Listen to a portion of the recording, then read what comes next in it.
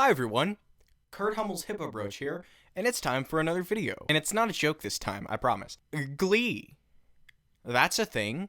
That's a thing that existed.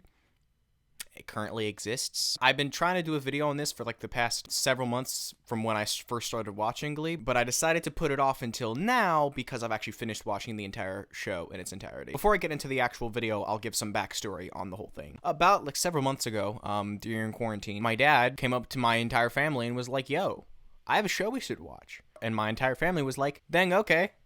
So we started watching Glee and, the rest is history. So Glee has now taken over my life. Literally taken over my life. Like, I cannot stop getting compared to Kurt Hummel. Maybe because of my vocal range and my fashion sense. My Instagram For You page is getting flooded with Glee fan accounts, probably because I followed a couple. Why did I do that? That is the stupid idea. I've made some mistakes in life. So yeah, I just recently finished the entire show. Now I'm doing a video on it. Yeah, this will basically just be about the show as a whole and my thoughts on it. I think any kind of Glee fan or Gleek, as they like to call themselves, the first thing that they'll tell you is that Glee is awful. Get down, girl, go ahead, get down. From an objective standpoint, obviously Glee has terrible continuity errors, plot holes, characters coming and going without a trace, things that make absolutely no sense, witchcraft. Like, season 6 is weird. Sue Sylvester literally mind controls Sam. Like, literally hypnotizes him.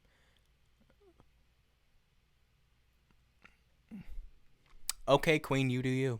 I think season 1, objectively, season 1 or maybe season 1 through 3, any one of those seasons could be considered the best season objectively.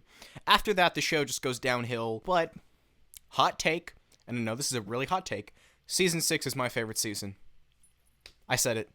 It starts off terrible, but season 6, episode 5 through 12, genuinely the best season in my opinion. And I promise it has nothing to do with the fact that Kurt and Blaine end up getting married. I'm just going to shove some coffee down my throat and hope to shut up. Oh yes. Chris Colfer. Actually, no. Glee. The whole aesthetic of like, it's kind of like a ragtag group of kids with their creepy director who blackmails one of them to be a part of the Glee club and won't stop rapping. From an objective standpoint, has a questionable relationship with some of the students. I don't think they intended it, but the character of Will Schuester probably should be in jail, like 10 times over. You and the Glee Club stopped working. Sorry, Sue, but there's no way in hell that I'm gonna make that deal. Oh, for God's sake, William! The whole aspect of it's kind of like a ragtag group of kids, that aesthetic really comes through in season 1.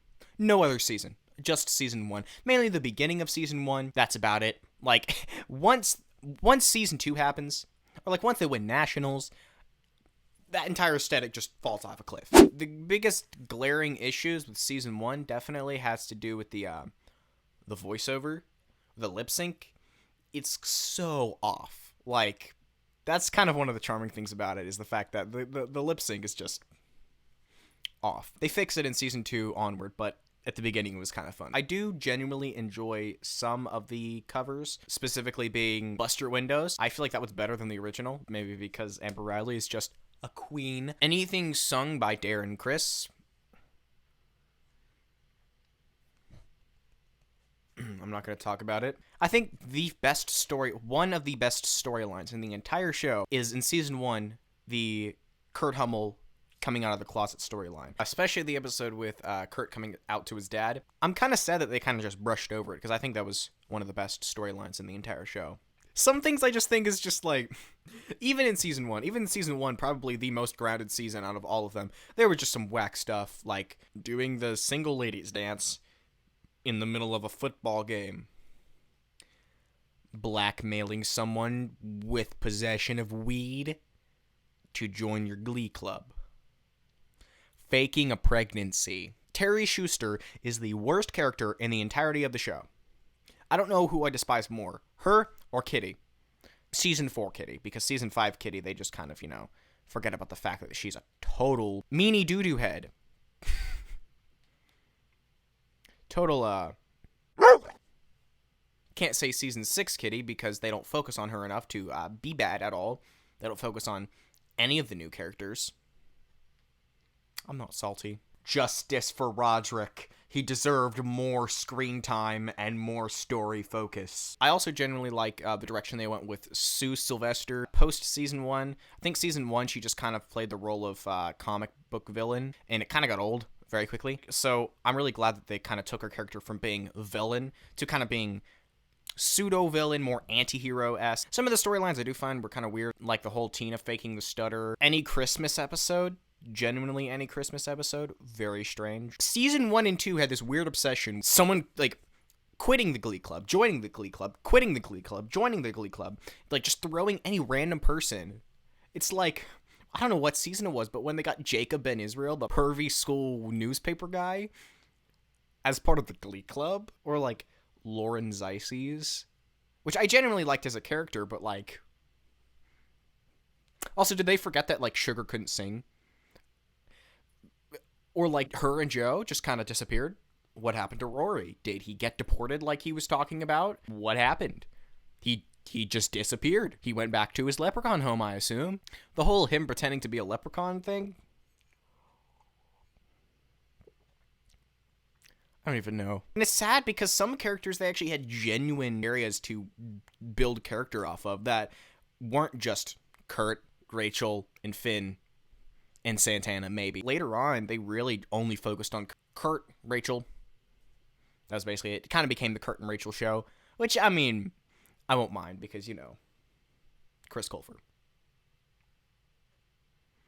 I would like to amend any statement that I may or may not have said in the past because, Season 6 is not my favorite season. Season 5 is my favorite season. Because shirtless Chris Colfer. I'm kidding. That's the season 4 characters, you know, they just kind of forgot about. They didn't give a send-off. They were just like, oop, the new directions are over. Goodbye. They don't give them a send-off episode. They don't really talk about what happened, maybe outside of a couple lines, like... What? Sugar was literally at the Britney Santana and Kurt and Blaine wedding. And they came back for like an episode or two. I understand how the show has a very passionate fan base because the show is very quirky, yes. Objectively pretty bad. It just has this quality, just like this charm, this charming quality that I think could not be replicated. Like, maybe if there was a reboot with, like, Ben Platt, maybe that would be good. Overall, love the show. Overall, think it's great.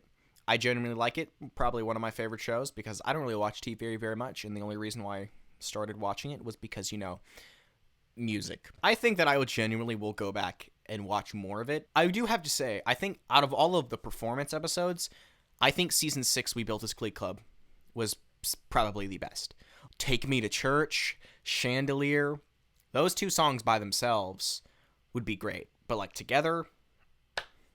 Chef's kiss. I think Season 6 was definitely the course correct that the show needed. As much as I genuinely enjoyed the second half of Season 5, I thought it was really cool with them in New York, because Chris Colfer. I think that they needed a course correct because there's no way the season would have ended strongly if they hadn't brought them back to Lima and focused on something Glee related because, like, the show was getting pretty lost. But the whole... I'm not even going to talk about how awful the portrayal of Broadway was. Don't mind me, I'm just gonna go audition for a production of Les Mis with an Aerosmith song. Once I'm done with that, I might just, you know, go audition for an understudy of a character. It's like the storyline wherever Rachel can't get back to the show and her understudy hurts herself, and so, like, they're like, oh no, the show's gonna be... I don't know if I want to, like, be angry because of how awful that storyline is, frustrated because of how dumb it is, or just want to laugh because of how hilarious it is. Like, the portrayal of Broadway was terrible. Granted, their portrayal of most things were terrible. But some things, like the whole Karofsky storyline, the Karofsky storyline was probably the most moving out of all of them. Just, like, that is what we like to call character development. And you can't say that for a lot of the characters in the show. Most of the characters their personalities change on a whim. Like, there is no consistent personality development. There's no character arcs. They're character polygraphs. It's just like, sometimes they just like curve back around. Like Rachel goes from like brat to like not brat, a little bit less of a brat, complete brat, which is funny. It's just like the show is so different. Like, they change whatever they want on a whim in between seasons. Will and Emma got together at the end of season 1. Nope. Psych. That's not gonna happen. Mike Chang and Tina were dating at the end of season 3. Oh no, he broke up with me. They just changed so much. It's like, oh, I'm on Broadway at the end of season 5. I left playing my dream role on Broadway so I could star in a crappy sitcom. It fails. So she's like there's no consistency between seasons. Super inconsistent. Almost to the point of being laughable. But you know, that's Glee. Also, Chris Colfer. This isn't my personal experience, not at all, but a friend of mine, their camera role might bear a striking resemblance to Sue Sylvester's Hurt Locker.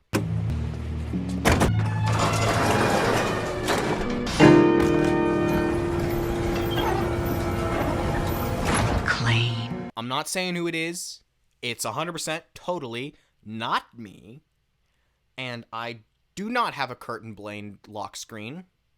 I don't have a Curtin Blaine lock screen whatsoever. What are you talking about? Stop looking at me like that. No, you're the one who's obsessive. I still, to this day, I will never change my opinion that Curtin Blaine are the best couple in a TV show ever.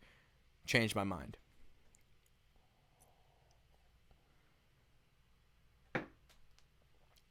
Oh wait.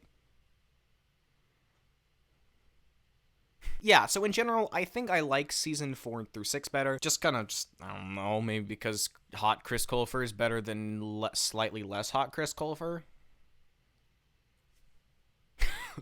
I kind of like the way they went with the story in season 4 through 6, as all over the place as it is, but that's just my personal opinion. But yeah, so overall, I love the show, and that's all I can really say. It's great. I understand why people fangirl over it, and I understand why there's so many Instagram fan accounts. Somebody help me, I'm drowning in them. Anyway, need to compose myself so I can actually make an outro of this video. There you go, those are my thoughts on the show as an entirety. Might make some other Glee related content. If you do want me to make more Glee related content, leave it in the comments and I'll most likely consider it as a video idea. Thank you so much for watching.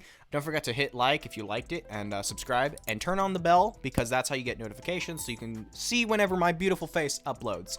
Actually, that's not going to be good enough to get them to subscribe. Subscribe if you love Chris Colfer. That'll get them. Anyway, thank you so much for watching. I hope you enjoyed, and I will see you in another video. Bye.